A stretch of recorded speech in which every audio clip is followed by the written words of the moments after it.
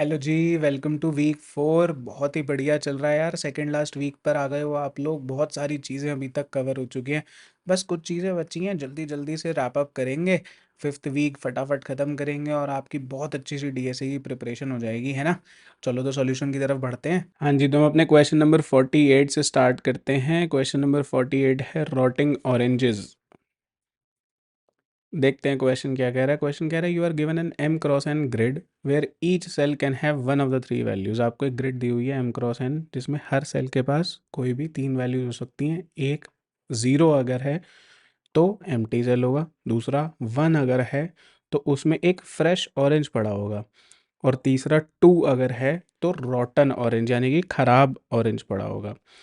Every minute, any fresh orange that is four directionally adjacent to rotten orange, her minute पे कोई भी orange अगर अपने चार दिशाओं में से किसी भी एक तरफ से उसके पास रॉटन ऑरेंज है तो वो फ्रेश ऑरेंज भी रॉटन हो जाएगा। ठीक है। Return the minimum number of minutes that must elapse until no cell has a fresh orange, यानी कि सारे ऑरेंजेस को रॉट करने के लिए आपको कितने मिनट की ज़रूरत है। तो इसके लिए पीछे वाले क्वेश्चन का थोड़ा सा रेफरेंस लेंगे। उस क्वेश्चन में हमने क्या करा था कि मेज़ से निकलने के लिए कितने स्टेप्स की ज़रूरत है, सारे लेवल पे आइटरेट करके देखा था। सिमिलरली रॉटन ऑरेंजेस में भी वही करेंगे, सारे लोगों को देख लेंगे आइटरेट करके। बिल्कुल उसी तरीके से चलना है, कोई ज़्यादा अंतर नहीं आएगा। बहुत सिमिलर क्वेश्चंस हैं ये दोनों। सबसे पहले हम क्या करेंगे, in 10 is equals to grid dot size. ठीक है। In 10 is equal to grid of zero dot size. ठीक है। इतनी बात हम लोगों को समझ आ गई। एन और एम निकाल लिए। इसके बाद मैंने कहा कि int answer is equal to, मान लो बी एफ एस ही नाम रख दिया कि आगे से जाओ आंसर निकाल लो। इसके बाद मुझे बस एक चीज़ और एडिशनल करनी है। मेरे को ना ग्रिड को हर बार ही अपडेट करना है, जो मैं मेज़ को भी कर रहा था पिछले वाले क्वेश्चन में, कि हर बार मेज़ में एक नई वॉल ऐड हो जाए। तो यहाँ पे मुझे ग्रिड में हर बार एक फ्रेश ऑरेंज को रिप्लेस करके रॉटन ऑरेंज लगा देना है। तो जब आंसर आ जाएगा ना, तब ये चेक करना है एक बार आइटरेट करके कि कहीं मेरे पास कोई रॉटन और कहीं मेरे पास कोई फ्रेश ऑरेंज बच तो नहीं है।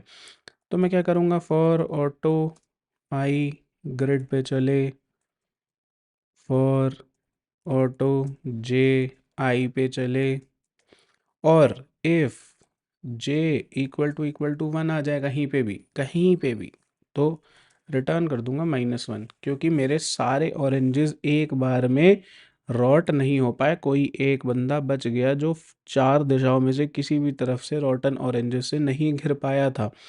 तो मैंने क्या करा था, if this is impossible return -1। तो पॉसिबल नहीं है तो रिटर्न -1 कर देंगे, और अगर ऐसा नहीं है तो रिटर्न आंसर कर देंगे। इतनी बात समझ आ गई जी। बीएफएस वाले क्वेश्चन में हमको किस किस चीज़ की ज़रूरत पड़ेगी, ग्रिड की ज़रूरत पड़ेगी, एन और एम की ज़रूरत पड़ेगी। तीन चीज़ों की ज़रूरत है। देख लेते हैं क्या करना है। हमको आगे से इंटीजर की ज़रूरत पड़ेगी वापस लाने की, तो आंसर इंटीजर में होगा ना।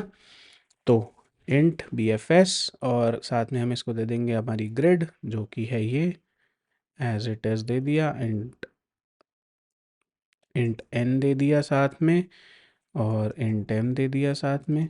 ठीक है। इन तीन चीज़ों की ज़रूरत पड़ेगी। काम क्या करना है ये समझते हैं। सबसे पहले तो हमें क्यू ही बना लें, क्योंकि बीएफएस चलाना है हमको। तो क्यू बना ली हमने। उस क्यू में क्या आएगा, पेयर आएगा, क्योंकि आई और जे दोनों स्टोर कराने हैं तो पेयर आएगा। तो क्यू इंट क्यू बना लिया, और मैंने कहा कि int count is equal to zero है। इसमें अभी काउंट क्या है, कितने ऑरेंजेस, वो सॉरी कितने मिनट्स में हमने ऑरेंजेस को ख़राब कर दिया। अब देखो, मैंने कहा कि पहले ना एक काम करता हूँ, पूरी इस एरे पे ना पूरा आइटरेट कर लेता हूँ। जो 2D एरे है ना कंप्लीट, इस पे पूरा कंप्लीटली आइटरेट कर लेता हूँ। काम क्या आएगा वो अभी समझते हैं, पर अभी आइटरेट करते हैं। Less than N I plus plus for int J equals zero, J less than M, J plus plus. देखो काम क्या आएगा इसमें, ये कि अगर if grid of I J किसी भी पॉइंट पे इक्वल टू एक ख़राब ऑरेंज हो जाए किसी भी पॉइंट पे, तो ना एक काम करो, क्यू में ना उस आई जे को पुश कर दो, यानी कि सारे ख़राब ऑरेंजेस ढूंढ लाओ। सारे खराब ऑरेंजेस। ठीक है जी, इतना काम हो गया। इसके बाद क्या करें, जब मेरे खराब ऑरेंजेस क्यू में पड़े होंगे, देखो अगर क्यू में खराब ऑरेंज ही नहीं पड़ा तब तो कुछ काम ही नहीं करना। तो अगर क्यू खाली नहीं है, while not Q dot empty, तब कुछ काम करना है, यानी कि कुछ खराब ऑरेंज पड़े हैं तो जितने खराब ऑरेंज पड़े हैं निकाल के एक बारी उनके अगल बगल वाले सारे लोग देख लो। तो int size is equal to Q dot size की अभी करंटली कितने खराब ऑरेंज पड़े हैं, अभी करंटली कितने खराब ऑरेंज पड़े हैं उन सबको निकाल लो एक बारी, उन सबको निकाल लो, सबके साथ काम करेंगे। और इज स्पॉइल्ट बना लिया हमने एक वेरिएबल कि क्या इन खराब ऑरेंजेस ने किसी को ख़राब करा, तो अभी के लिए फॉल्स कि अभी किसी को ख़राब नहीं करा। मैंने कहा वाइल साइज माइनस माइनस कि कितने ख़राब ऑरेंजेस पे काम करना है, जितने अभी क्यू में पड़े हैं सारे ख़राब ही होंगे, ख़राब होंगे तो क्यू में जाएंगे, नहीं तो नहीं जाएंगे।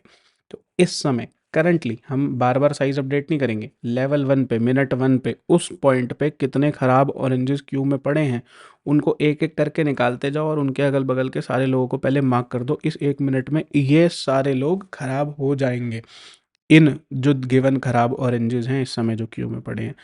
ठीक है, ये समझ आ गया। तो मैंने कहा कि इंट दिस रो, मान लो नाम रख दिया इसका, is equal to Q dot front dot first,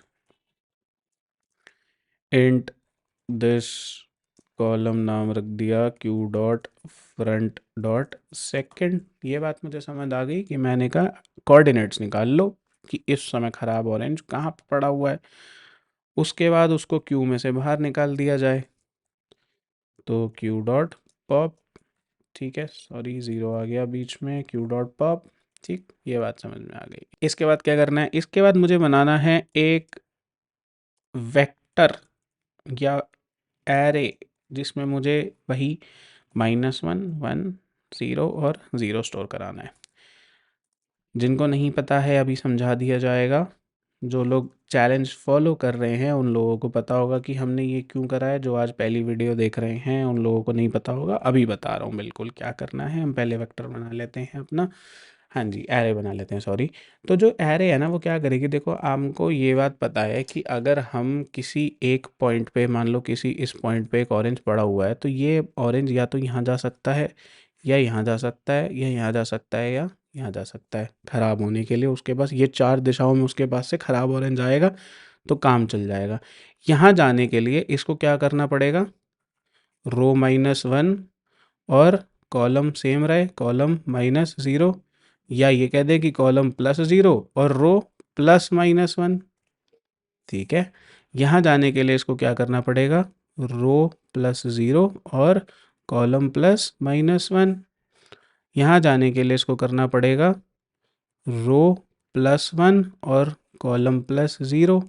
यहाँ जाने के लिए इसको क्या करना पड़ेगा, रो +0 और कॉलम +1। तो हमने क्या करा कि हमेशा ये ऑपोजिट में चल रहे हैं एक्स और वाई, देख रहे हो, -1 है तो भी 0 और 1 है तो भी 0। सिमिलरली 0 के साथ ही -1 और 0 के साथ ही +1। तो मैंने इनको ना एक एरे में स्टोर करा लिया ऑपोजिट तरीके से कि हर बार मैं इन बंदों को ऐड कर करके ऊपर नीचे के एलिमेंट्स देख लूँगा।